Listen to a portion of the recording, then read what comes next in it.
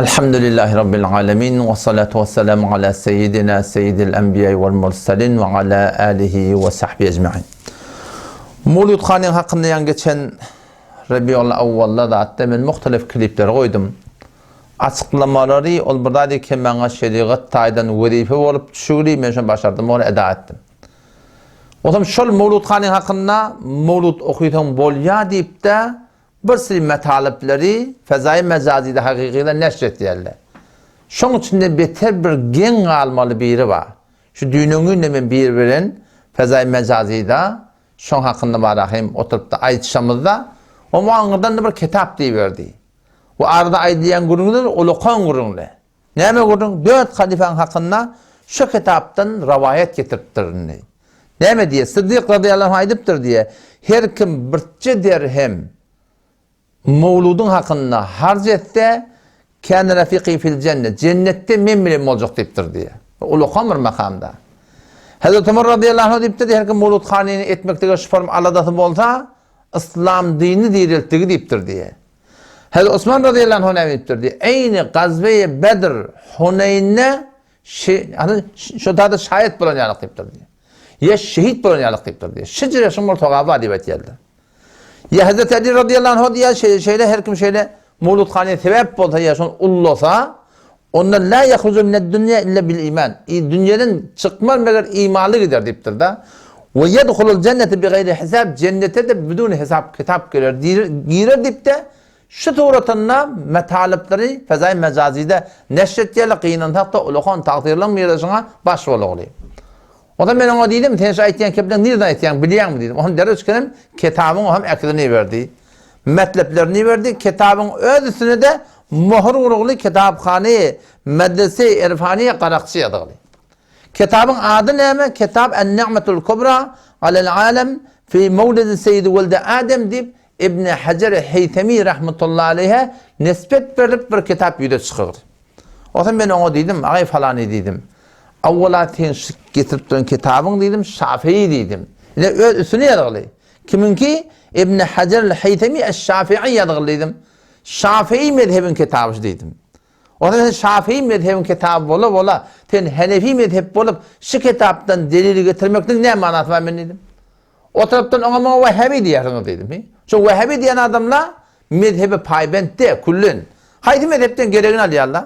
O zaman ben ona Vehhabi diyersiniz dedim. Onu başka ayet kebir ayet tutturmayın ne bu ad.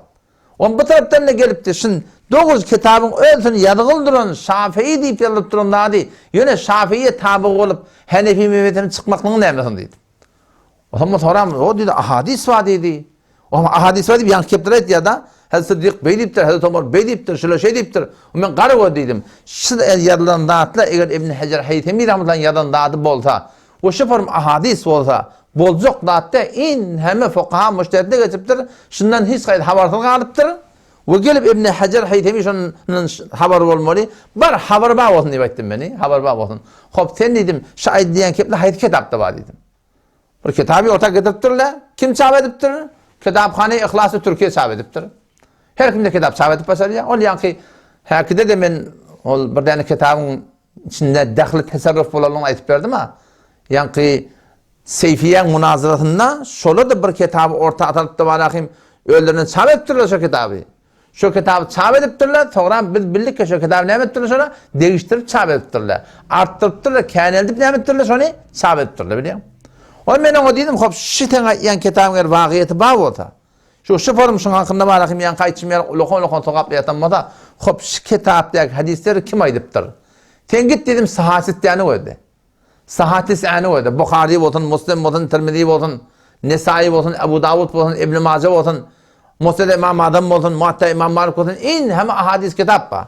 Ondan beyerde ne kadar ahadis kitap var. Sen şu kitapların için gittik oydu, şusan ayetleyen gurunun ulukan gurunu da Hazreti Ebu Bekir burada diyeyim olsa. Hazreti Ömer şey diyeyim olsa. Hazreti Osman Bey diyeyim olsa. Hazreti Ali Bey diyeyim olsa. Ondan sonra onun ne kadar ulukanlardan Ehl-i Sünnet ve Cemaat'ın ulukanlarından ne kadar kim getirttir? Mevlud Khan'ın şeyde böyle. Hop ben şu kitapla hayat kitapta var. Selefi Salih'ten kimin kitabında var diyeyim de bir küçük vakit geçiyor sonra cevap da bana. Doğru gayet gurunu ödetecek koyayım. Ben yok kardeş dedim o da men cennete kavur yani. İnelekim Sıddık radıyallahu anh şey diyen o da ki birçe derhem mevluda harc edende kâne refîkî fil cennet olacak o da bana başladı gereken beni. Ben bir dakika şey etip verecek ya da ortaydı. Bir de tamamı yedin ha? Bir de şimdi doğru olsa edecek dedim. Ya şıpırım din değil etmeklik olsa Gazbe-i Bedr-i Huneyn'e bolup da şehit bolmaklık tağapadı. Biliyor musun? Cengi Bedir'de şehit bolanlara Peygamberimiz ne deyiptir? İ'melû mâ şi'tum. Bar hala işin ediver deyiptir. Allah dedi bağışlat deyiptir. Biliyor musun? Şoku idat der ha. Ulu konatta hevoren. Ya Hazreti Ali radıyallahu anh nesbet bir yarış form Mevlud'da nebin ullahıp da şu form sana diysen barakim bir sebep olsa dünyadan imanlı gider bu cennete hitapsız girer deyiptir da. Şu ulu konatta yemsi datla. Mena diyeyim ama sokap gerek. Bir de sokağımın edinde. Bir Hanefi mezhep bola bir yıl Mevlud Khani Hanefi mezhepte bidunuz poktopez düşür bolmani bir celise sirat ya tutmakla ezada var. Biz şunu düşünürlüydüm. Nuhab mezhep dursun cayını dedim daha. Şform yani düşünecek olmaydı. Şüce togap baho dedim ben de dedim böyle dedi. Nerede var? Ben dedim gitsen tap. Ne açığın için taföylenak dol gurunu ödetecek böyle.